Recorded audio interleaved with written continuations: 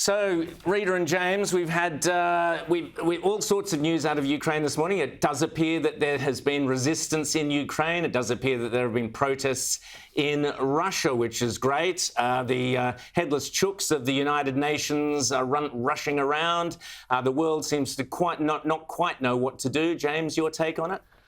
Well, there's so much to get through here, but I mean, the most important, I think, most interesting thing here, Rowan and Rita, is that it does appear that Ukraine is putting up much more of a fight than anybody anticipated that they would.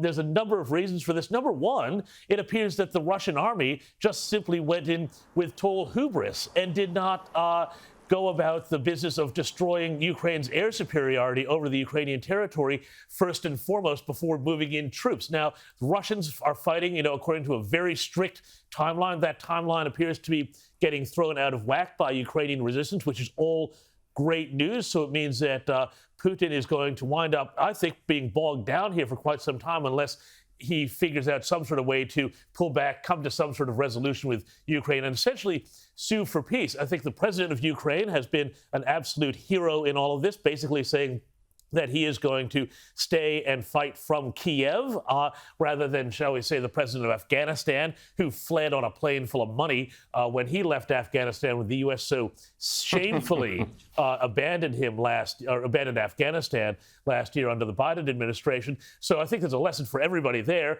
And that's really helping, I think, the world rally around the cause of Ukraine, because, whatever the very complicated geopolitics, and they are very much more complicated than I think people are giving them credit for, the Russian behavior here is absolutely outrageous, and it simply cannot be allowed to stand.